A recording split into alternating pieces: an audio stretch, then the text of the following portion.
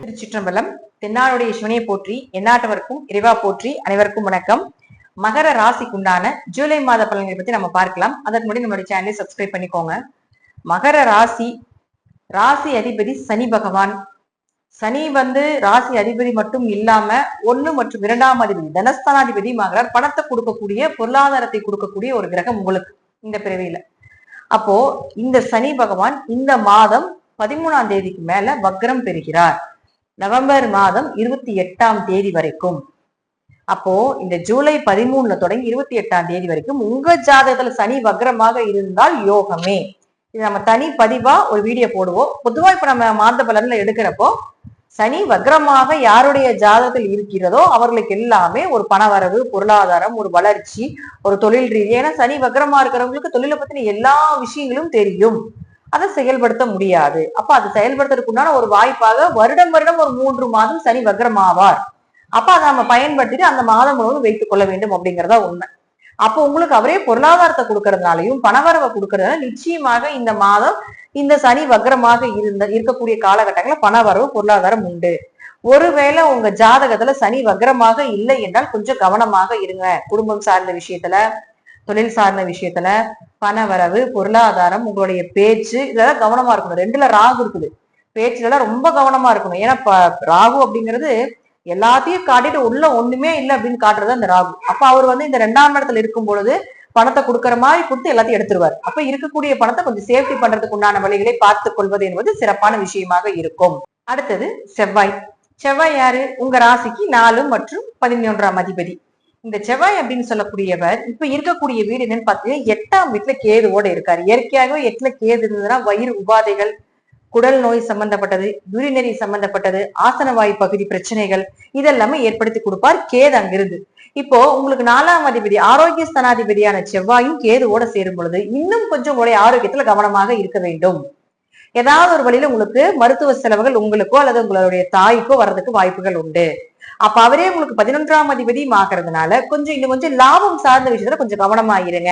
11-8 தொடர்பு ஏற்பட்ட விபரீத ராஜயோகம், திடீர் பணவரவு, ஷேர் மார்க்கெட் யோகம், உழைப்பில்லாம வரக்கூடிய பணம் இதெல்லாம் ஓகே. ஆனா இங்க கேதுன்னு சொல்லக்கூடிய ஒரு கிரகம் இருக்கிறதுனால பெரிய அமௌண்டாகவோ பெரிய விஷயங்களாகவோ உங்க ஜாதகம் நல்லா இருக்கணும். கண்டிப்பா தசாபுத்தி நல்லா இருந்தா மட்டும்தான் நீங்க இன்வெஸ்ட்மெண்ட் பண்ண வேண்டும். அப்படி தசாபுத்திகள் சரியில்லாத காலத்துல நீங்க பண்ணும்பொழுது இந்த கோச்சாரங்களும் உங்களை கெடுத்துரும். அதெல்லாம் பணம் சார்ந்த விஷயத்துல ரொம்ப கவனமா இருங்க. ஆரோக்கியம் சார்ந்த விஷயத்துல, லாபம் சார்ந்த விஷயத்துல ரொம்ப கவனமாக இருக்க வேண்டும். அப்ப வீடு, மனை, சொத்துக்கள் இந்த மாதிரி ஏதாவது இப்ப வருது அப்படின்னா அந்த கேது செவ்வாய் அங்க சேர்க்கை இருக்கும் பொழுது உங்களுக்கு அது கண்கட்டி வித்தையாக ஏமாற்றத்தை கொடுத்து விடும். கேதுன்னா ஞானம், கேதுன்னா அறிவு. அப்போ இந்த 4 பதிலுக்கு உண்டான என்னென்ன விஷயமோ அதற்குண்டான அறிவை கொடுத்து விட்டுதான் அது போகும் அப்படிங்கிற அமைப்பு உண்டு. அடுத்தது சுக்கிரன். சுக்கிரன் யாரு? 5 மற்றும் 10ஆம் அதிபதி. 5ஆம் வீட்டிலேயே ஆட்சி பலம் பெற்று ரொம்ப பலமா இருக்கார். உங்க ராசிக்கு 11ஆம் இடம்னு சொல்லக்கூடிய லாபஸ்தானத்தை பார்க்கிறார். ராசி அதிபதி கேதுவோட, அதாவது லாபஸ்தானாதிபதி கேதுவோட சேர்ந்து இருந்தாலும் ராசி ஒரு சுபகிரகம் பார்க்கிறது ஏதாவது கொஞ்சமாவது உங்களுக்கு பணவரவு, லாபத்தை கொடுத்து விடும். 5ஆம் இடங்கிறது அதிர்ஷ்டம், அதிர்ஷ்டம் பெருகக்கூடிய காலகட்டங்கள். 5ஆம் இடங்கிறது குலதெய்வம், குடும்ப ஒற்றுமை, குழந்தை பிறப்பதற்குண்டான வாய்ப்பு, வீட்டுல மழலை செல்வங்களுக்கு உண்டான அமைப்பு, ரொம்ப நாள் குழந்தை இல்லைனாலும் கூட இந்த காலகட்டங்கள்ல குழந்தை பிறக்கிறதுக்கு உண்டான வாய்ப்பு இதெல்லாம் ஏற்படுத்தி கொடுப்பார். 5ஆம் இடங்கிறது மனம், காதல் இதெல்லாம் சொல்லக்கூடிய ஒரு இடம். அப்போ லவ் சக்சஸ் ஆகிறது, லவ் மேரேஜ் பண்றதுக்கு உண்டான வாய்ப்பு, மனசு இனம் புரியாத சந்தோஷத்தை ஏற்படுத்தி கொடுக்கறது இதெல்லாமே கொடுத்துருவார். அப்ப அவரே 10ஆம் அதிபதியும் ஆகிறதுனால தொழில் நல்லா இருக்கும். தொழில ஒரு வளர்ச்சி, தொழிலுக்கு உண்டான அடுத்த கட்டம் என்ன அப்படிங்கறத பார்க்கலாம். 10ஆம் இடங்கிறது பதவி, ப்ரமோஷன் இதெல்லாம் சொல்லக்கூடிய ஒரு இடமாக இருக்கிறதுனாலையும் சுக்கிரன் 12ஆம் இடத்தையும் பார்க்கிறதுனால தொழில் ஒரு ப்ரமோஷனோ, ஒரு டிரான்ஸ்பர் கிடைக்கிறதுக்கு உண்டான வாய்ப்போ, அடுத்த நிலைக்கு போறதுக்கு உண்டான வாய்ப்போ இதெல்லாமே ஏற்படுத்தி கொடுத்து விடுவார். அடுத்தது புதன். புதனை பொறுத்த வரைக்கும் உங்களுக்கு 6 மற்றும் 9ஆம் அதிபதி. கடன், நோய், வழக்கு, பூர்வீக சொத்து, தந்தை இதெல்லாம் சொல்லக்கூடிய ஒரு அதிபதி. அவர் பாருங்க 18ஆம் தேதிக்கு மேல வக்ரம் ஆகிறார். அப்போ உங்க ஜாதகத்துல புதன் வக்ரம் வரும். இந்த மாதிரி 2 கிரக வக்ரம். அப்ப ஜாதகத்துல புதன் வக்ரமாக இருந்தால் கண்டிப்பாக உங்களுக்கு கடன் அடையிறது, நோய் விலகிறதுக்கு உண்டான வாய்ப்புகள், அரசு வேலை கிடைப்பதற்கு உண்டானது, அப்பா சொத்துக்கள் வர்றது, உயர்கல்வி படிக்கிறதுக்கு உண்டான வாய்ப்புகள், 9ஆம் இடத்துல உயர்கல்வி படிப்பதற்கு உண்டான வாய்ப்புகள் இதெல்லாமே ஏற்படுத்தி கொடுத்து விடுவார். ஒருவேளை புதன் வக்ரமாக இல்லைன்னா கவனமாக இருக்க வேண்டும். இது சார்ந்த விஷயங்கள்ல. அடுத்தது சூரியன். சூரியன் 8 புதனோடவே சேரப்போகிறார். புதனோட சேர்ந்து புதாத்திய யோகமாக 16ஆம் தேதிக்கு மேல வருகிறார். அப்ப 8 6ல இருக்கும்பொழுது கொஞ்சம் நோய் நொடிகள் இருந்தாலும் கூட அடுத்தது 7ஆம் வீட்டுக்கு வரும் பொழுது உங்களுக்கு நல்லதான் பண்ண போகிறார். நல்லது கண்டிப்பா நடக்கும்.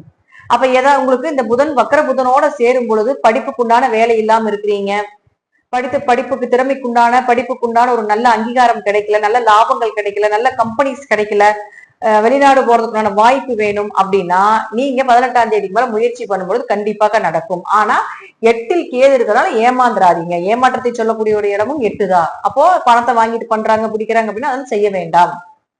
இந்த மாதம் மகர ராசியை பொறுத்த வரைக்கும் பாத்துட்டீங்கன்னா லாபங்கள் அப்படிங்கிறது 11ஆம் இடத்து சுக்கிரன் பார்க்கறதுனால ஓரளவுக்கு உண்டு. தொழில் ஸ்தானாதிபதி நல்லா இருக்காரே தவிர மற்றபடி கொஞ்சம் மற்ற விஷயங்களை கொஞ்சம் கடந்து போறது, கொஞ்சம் கவனமாக இருந்து செயல்படுத்துவது சிறப்பான அமைப்பு. ஒரு 40% மகரத்துக்கு யோகத்தையே கொடுக்கக்கூடிய ஒரு அமைப்பு. அது உங்க ஜாதக ரீதியாக, கிரகங்கள் ரீதியாக, தசாபுத்தி ரீதியாக நான் சொல்லக்கூடிய கருத்துக்கள் கொஞ்சம் மாறுபடலாம்.